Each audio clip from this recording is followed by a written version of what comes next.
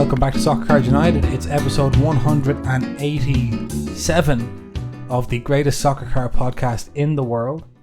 My name is Jason. I'm still not with Enzo. I'm still in the studio on Sunday night, pre-recording Sunday the 24th of September, pre-recording intros for our Q&A session, which we recorded on the 22nd of September, and which you are now hearing on Monday. Wow, Monday the 2nd of October. You are well in the future. What's it like? Are flying cars really cool? Do we live underwater? What's going on? Tell me. I, of course, will be back from my holidays this weekend. And so podcast will resume as usual on Monday the 9th, assuming I make it back and I don't, start a new life, go native in the tropics somewhere. Enzo has to come and fish me out like the plot of Apocalypse Now.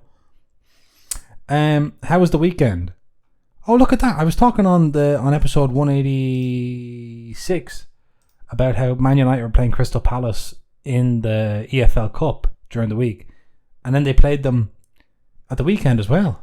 Double header, United Palace double header. How did that go? I bet you Palace knocked United out of the cup, and then United win 1-0 at home in the league in Old Trafford. No, I actually don't know. Don't quote me on that. Oh, Basque Derby. Did you watch the Basque Derby on Saturday night? Real Sociedad versus Athletic Club. Take Kubo on fire. RB Leipzig, Bayern Munich. Tell me that was a good game. I didn't see it. They didn't have a TV where I was. I didn't see the game. Come on, don't blame me. Blame the TV situation. Anyway, I hope the weekend has been good. I hope you've been doing well. I hope you've been nice to Enzo, keeping him lots of company in the Instagram DMs and the Twitter mentions and all that stuff. And have a great week. We will see you on Thursday for the finale of our Q&A series. But in the meantime, here's Jason and Enzo with part 3. All right, Luis Berger, long time listener, Luis Berger. Thanks for submitting, Luis.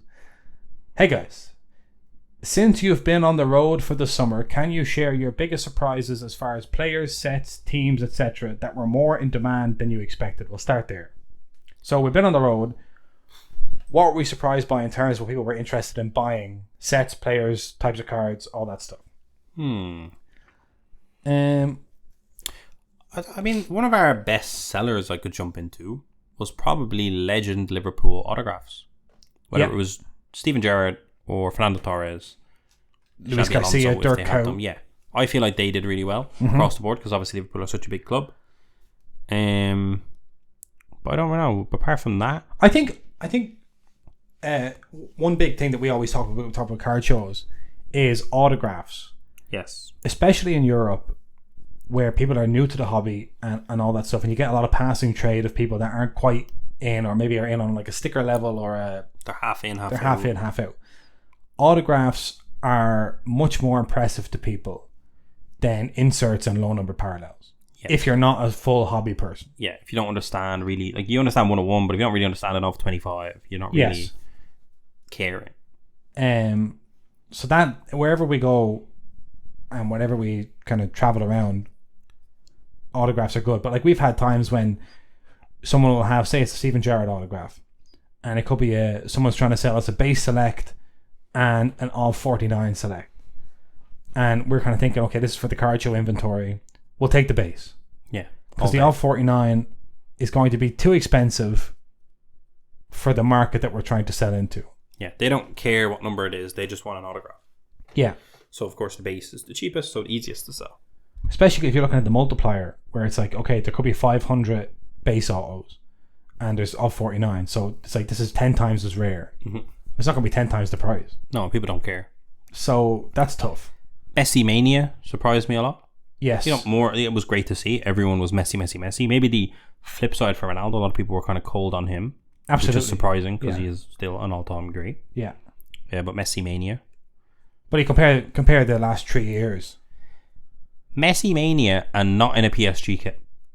We have even children saying, do you have him in a Barcelona kit or an Argentina kit? Children, like literally people that are maybe 7-8 years of age at Comic-Con were saying that. Oh, but not the PSG kit. You know, even children can see through the facade. The project, yeah. The project. Yeah. So Messi Mania sets teams. Arsenal do really well because they don't have a lot of sets out. Yeah. That's that classic supply-demand thing. They previously didn't. Now they're in everything. Back in the Champions League, they're in everything. Yeah, there's rumours of an Arsenal license held by Topps as well. We've seen fan sets pop up somewhere. So, yeah, big clubs making big moves. We like that. I'm trying to think what else. The women's. That's the first half of the year, pre-World Cup. Yeah. Women's cards were flying. Women's boxes, knockouts were flying. Yeah. I mean, that's kind of the thing of like people buying in advance of the World Cup. Yeah, true. And then after the World Cup, people are like, I made my moves. I did it. I'm good. I've done it. Thanks. What else? I'm trying to think. It's obviously hard because we've been everywhere from kind of high-end soccer trade nights at the National to, Comic-Con. Dublin Comic-Con where no one knows about the hobby. So it's hard to... Base cards galore. Man United are massive. That's across the board. Everyone's saying, anytime they see team sets, like, do you have Man United? Yeah. So Man United, despite their current form in the last few years, they are still a massive club, believe it or not. Yeah. I would say Man United demand almost, and as Man United's commercial reports will show you, and this is one of the reasons why maybe the performances on the pitch haven't improved, is that the appeal of the club is seemingly the same. Invincible, impenetrable. Cannot be stopped. Trying to think what else have we discovered on the road out there in the world selling cards. Yeah, Germans like the German league still. Yeah. We like that. I have to say, French players don't sell well in France. I don't know. I feel like first year they did. I don't know. I mean, to be honest... No, because we bought all the Mbappe first year. Yeah, but that's just Mbappe. I feel like we were selling smaller guys. Maybe. I don't know. That could be the French market. France was a tough one for us this year. Yeah. A tough time in France. They liked the boxes. They liked a few things, but it was tough. Yeah. It was tough. Remember last year, like, you sold the Lamar, you sold a few things. Yeah, I suppose, yeah. But there was collectors collecting, but it's tough. I don't know. I feel like there's not, like, there wasn't really big surprises. It was very much run of the mill. What we've been saying on the podcast is autographs sell well. Big clubs are big clubs. Messi Mania is real. A lot of, like, I suppose when you go to France, you go to Germany, a lot of them are more, they're kind of, like, a lot of them have that, this is similar to what we have. A lot of people are like, oh yeah, I like that player, but I want him in the national kit. Yes. That happens a lot. That's like goes, you're saying you want Nevin Ferguson in an Ireland kit, you don't really care about the rookie as much. Yeah. Partially because it's so inflated and so expensive. Yes. So you're like, I don't really want to get involved in that because for me, it'll mean more to have an Irish kit card. Someone messaged me about the quad auto, actually, Jason, for the Italy. I need to get back to that, man. Okay. But yeah, the I suppose national kits. A lot of people said that. Like, we had a Karl-Heinz Rummenigge in an Inter kit, and I think someone said, if that was in a German kit, it'd be class. I know. So it's like, come on, I have an autograph, a German legend, but you're like, yeah, but if he's not in the national kit, I don't care about Inter Milan. I'm a Bayern Munich fan, and I remember the 2010 final. Yeah. So it's one thing like about card shows is that I think it's all about inventory. Yes. You know, it's all about inventory. And I've also, one thing I've learned this year compared to last year is that the European hobby is advancing a lot more in terms of people have been to card shows before. People are on their second or third card show, and so it's easier to get deals done. It's the etiquette is becoming more and more well known and improving in quality, I guess. So yeah, it's just been good. Yeah, the card show circuit is in a good period, and I believe in the project. Yes. Louis Berger also says, a gulp, can you give us some up and coming players you predict will be the next big things in the hobby? The next big thing. Well, you talk about Evan Ferguson, and I think, like, no bias, but I think if you look at Evan Ferguson's stats, if he wasn't Irish, we'd all be talking about him a lot more. Wow. The plague of being an Irishman. Just not that like Irish people are like. It's a small country. They're never going to win a World Cup. Never going to qualify for anything. Yeah, like Norway. Just like Norway. He's the Irish Erling Haaland. Well, I'm saying in terms of like his stats, there aren't many better in the Premier League as a teenager at the moment. In this period. in terms of who's coming up for this year, I actually have been completely off the ball. But luckily, the community has not. And I saw a tweet last night or the night before. Okay. For Benfica and Salzburg. This is from Liam at Sports Couch Cymru. And Liam said, Benfica versus Salzburg is one to watch for the rookie prospectors. Likely 23-24 rookies. Glauc, Konate and João Neves are all starting. Also, shout out to Mads Bistrup, rookie holders from the 21-22 EPL Revolution. He's getting an EPL start as well. That is sick. That is sick. I love that. That is some deep stuff. I love it. Give me more of that. The only problem is Benfica don't get a lot of cards. No. Their allocation of players are very small in Champions League product in general. But luckily, Salzburg beat them 2-0 in the end. Yeah, great. So we'll get the old Salzburg team sets and some tops now, chrome sets and all sorts of stuff. It'll all be happening. Yeah. You know, the I don't really know. Like beyond, like I'm trying to think of players that already have rookie cards that might subsequently pop off a bit late. But I don't know. I think like who's gonna like make a statement this year? Like, is Pedri, Gavi, are they gonna take another step forward? Are they not? Jude is obviously flying high. Like, is there? Because like when you say rookie, I refuse to kind of go like we're only chasing this year. You know what I mean? It's kind of like there's players like who's gonna be like Joao Felix and get that 2x because they hit a purple patch. Do you know? Well, speaking of purple patches, I saw somebody selling Joao Pedro Watford rookies from before Watford got relegated. I think they were Mosaic rookies or something. I think he's in prison as well. And then he was down in the championship at Watford, got signed by Brighton, scored against Man United, scored 2 goals against AEK in the Europa League, and all of a sudden now he's up and running. So it's quite exciting when you see these guys, and I guess it's just time. Time is passing. Yeah, I'm excited that we finally have a couple years, 2-3 years of premium soccer rookies. Yeah, that performances, transfers, and goals can move the needle on.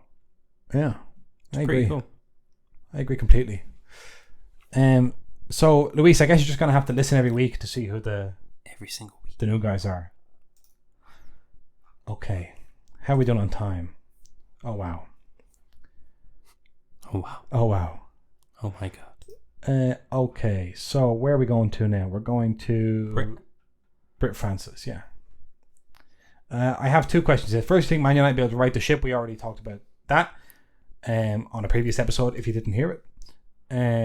Not a previous episode for us recording right now, but a previous episode for the listeners, because this will be like episode, I guess, 186 or 87 that they're listening to now. My god. And we would have talked about that in episode 185 or 186. It's very confusing. And we had the same shirt on the whole way through. And I'm talking now, but at the time you listen to this, I'm not here at all. He's on holiday. I'm on holiday. I hope it's still there. I'm been called back in some sort of sock card emergency. I hope not. Okay, second, do you think soccer cards will grow in the hobby and possibly be on par with other sports in the hobby? Yes. As we've often said, if we didn't think that they were, we wouldn't be doing this podcast. We couldn't see it on camera. But high five. It is... The only thing is it years or is it decades? Do you know? But ultimately, there are cards that exist now that are going to be worth a lot more money in decades, for sure. Could be in years, but probably a decade or so. Yeah, I think soccer is a very, very safe case. Now, that's not to say every player within it is safe, far from that. But yeah, soccer, people that are kind of picking up certain cards now are going to be very happy in many a years' time. And it's fun. Like, ultimately, is it growing in popularity in the United States? I think every metric shows that it is. So, and the hobby is in the United States all over. And we have been on the ground here in the trenches. The hobby grows in Europe day by day. Yes. So, do not worry. I mean, you just got to look at how many Instagram followers Cristiano Ronaldo, Lionel Messi and Neymar have, and you'll understand how big of a sport it is. There you go. Agreed. That's the only metric you need. 2024 Copa America has been hosted in North America, and the 2026 World Cup has been hosted in North America as well. That will only help. I think we're definitely heading to, if you're asking me, do I think that soccer can defeat baseball and American football? Yeah. Wow. I do. But you're not confident to say basketball. I like basketball. Yeah. Basketball has such a big entertainment factor. Yeah. And do you know what I noticed recently, Jason? I seen maybe a YouTube short of Kobe Bryant talking about RIP. Yeah, some of his kind of biggest competitors down the years. Yeah. And the way he was talking about it, he was like, for example, he said something like, he did 60 on us. Or no, he said like, he got like 40 on me.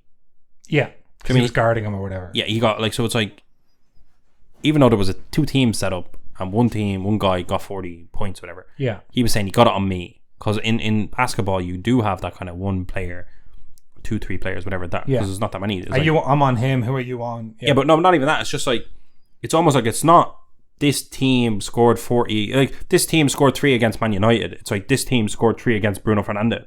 Because each player has such an important role in basketball. Because as we said, much less players on the pitch, much more focus on the superstar. Yeah. That's it. Like, it's my team, and you scored it on me. Yes. So that's why they have such an elevation. Obviously, it's such a cultural thing, basketball as well. But yeah, do I think same way can soccer catch up to baseball, NFL? Yeah, I think it can. And that's not to say it's going to happen fast. That's not going to say, Tom Brady rookies aren't always going to be crazy money. We're not saying that at all. We're just saying, will soccer's popularity kind of hit a tipping point 100%? And I'm sure people will say, especially American listeners will say, well, I'm not sure you guys understand how big those sports are. And it's like, yeah, we're biased. We host a podcast called Soccer Cards United and we're from Ireland. Yeah, don't get wound up by this. Yes, please don't. We are biased. Yeah. Let's say. But at the same time, look at the World Cup viewing figures versus the Super Bowl and all that. It's like that was he a sprinter or a hurdler? Said recently he won at the World Athletics Championships and he was an American athlete and he was talking about how in the NBA whoever wins the playoffs calls themselves world champions, and he's like, world champions of what? Yeah, there was a lot of there's been so much backlash to that. Yeah. People saying NBA has all of the number one players and therefore we are world champions, and it's like, that doesn't count. That's like saying whoever wins the UEFA Champions League is world champions. They're not. They still have to win the Club World Cup, which they will 9 times out of 10. Yeah, because they are fundamentally better, but you still have to do it. Yeah. You've still got, it's like the European champions. Like Italy won the Euros, call themselves world champions because all the best teams are in Europe, even though obviously Brazil and Argentina would say, excuse me. But you can say, well, the rest of them are, yeah. You got to beat everybody to do it. You got to do it. And to be world champion, you have to be representing a nation. I think. You think? I think that's how I mean, club world. I don't know. It's complicated, but ultimately, don't get offended. That's the important thing. But I loved how rattled all the NBA players were. It's very disrespectful. Right, Dylan Connolly says, most 22-23 sets have hit the market, and he wants us to do as kind of an award ceremony. Best hobby box, best Asia/team all exclusive, best team specific set, favorite new autograph. I don't think you can have a best team all exclusive. There's been like 1 or 2 boxes. I'm crossing that off the list. You can't do that. Let me rub that out. No, Joe, it's Obsidian Team All. That's the only one we have in store on soccercards.com. soccercards.com/store. Favorite new auto, and the most important question: will the 22-23 rookies be known as the Ferguson class? Wow. Yes. Wow, I didn't think that. I didn't think it was. Well, but who else? If not him, who else? Who else? Who's the main Champions League chase? Alejandro Garnacho. Ah, yeah, it's definitely his class. Stop. No, look at his numbers. They're shit. Don't mind his numbers. Look at his sales numbers of his 1-of-1s. No, but listen, Pedri was outselling Jude. Are we actually okay? See, you can't give it to the Alvarez because fundamentally his rookie class was in 2019. Yes, he's beyond. I can't give it to him, even though he's the best player fundamentally that has a rookie logo this year. Oh, it's so annoying that he's a rookie this year. But he is, and he carries the product in a big way. I suppose he is. Yeah, but like Evan Ferguson's only in Premier League. Come on. You can't. Oh, I don't know. Alvarez just doesn't sit right with me. I feel Alvarez like class for 22-23. I feel like the mass people would say Garnacho, just in terms of, if you're thinking of this rookie class, he is kind of the standout. People are chasing him, even though I think you'd be looking back on it like calling the Jude class like the Jeremy Doku class or something, Yes. But it's tough. Well, it can't be Garnacho because Alvarez is there. Yeah, but like I feel like Alvarez has a big star beside him because who was in the most products? Alvarez. He was in the World Cup. He was in the Premier League. He was in the Champions League. So it's got to be the Alvarez class. And he won a treble. So it's got to be Alvarez. It's the Alvarez class. But it almost, I think what we're running into is that it seems disrespectful to even put Alvarez as a rookie in that class because he's... But I also think that there's another question here, which is actually the next one, which we'll get to in a minute, is that there was only 1 year that really needed to be called after a class. True. That was 2020 because it was a freak year. Yes. And it was hard to say 2020, 2021. I would be... Sounded ridiculous. This is true. I would be more inclined to call 22-23 the Alvarez year or the Alvarez season, but not the Alvarez class, because he's not like he's leading a large class of rookies like Jude was. That's what I'm saying. There's only but a few. Yeah. But you never know. So maybe we'll call it the Alvarez season. I think we'll just call it 22-23. Yeah, 22-23. Best hobby box. That's a tough one. Best hobby box, I guess. I think all 4 selects came out with a bang. Oh, yeah. They were fantastic. They really were. And that was partially down to Panini had to make them all short print because of their printing situation. And as a result, we seen some incredible products made. Yeah. And the return of Select is something we all wanted. Yeah. Chrome, Champions League Chrome has been unbelievable this year. Like incredible. Great triple hits autos, Yeah. dual autos. You know, the legends, although we talked about the Ronaldo, is still legends, image variations. Yeah. Haaland signing chromes, and like that was one of the standout sets. Did so well, was fun, continuously fun. Inception came with booklets, triple booklet, all sorts of stuff. They had on-card autos, which is great for soccer. They didn't have huge signers. Just Musiala and Jude were kind of the main 2 on-card autos, but that was great to see. Beautiful set. Maybe the print run was too high on that one. There was a lot of tough boxes, I would say. Yes. So maybe that one doesn't quite get it this year. In terms of like the parallels went up to 150. No, I agree. Some autographs, I agree. There was base autographs. Like maybe the print run was just a bit too big on that one this year. I think next year you can imagine that set to have a lot more on-card autographs with everyone else that's signing on-card autographs, so it could be very strong. But this year I would say Chrome. Like I think I've forgotten about Select. I think in terms of having opened most of the products, yes, nothing made me feel like Select made me feel. Select was really, really. I mean, again, they had to have such a tight print run. Like we opened one box, I think, of Serie A Select. Serie A Select, yeah. And it feels like we opened a case with all of the hits that we had. Yeah, and I suppose like it depends how you're ranking it. Yeah. In terms of generally best hobby product, I would say Champions League Chrome. Yeah.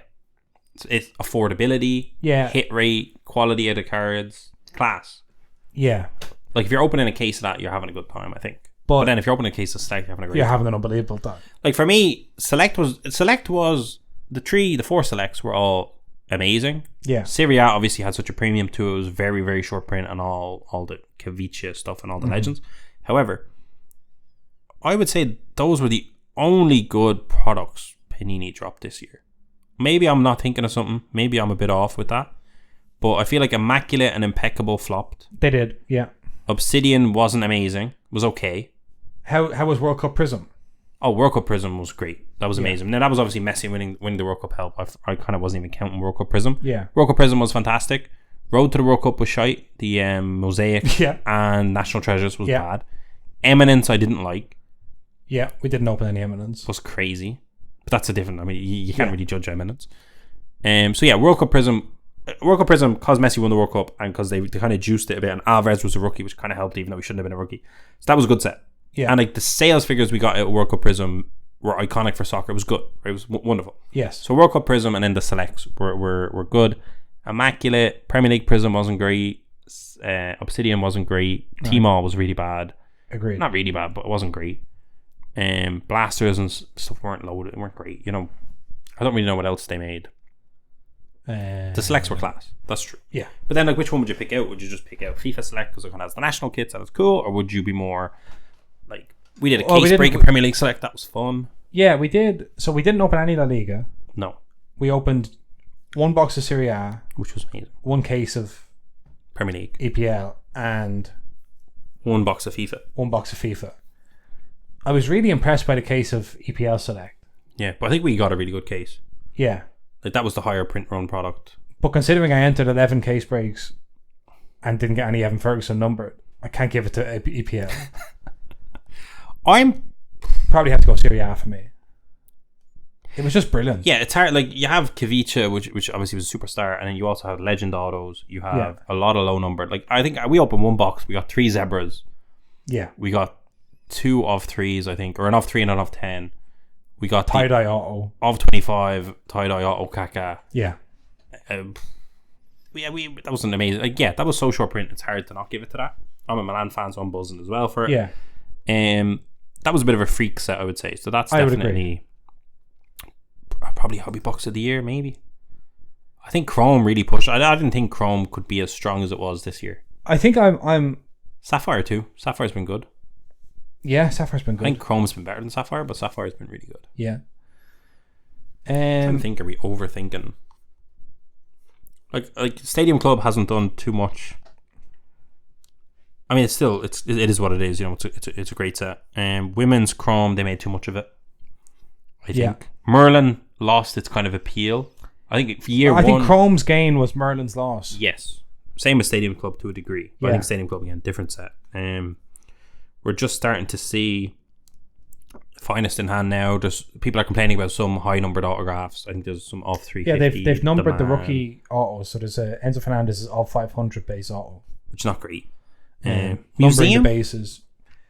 Museum is just Museum is never product of the year. I don't know why Museum is not more liked, but it's not. It's just not. It does. I don't understand it though. That's something that like on my hobby knowledge has yet to. I'm trying to figure it out, but I can't.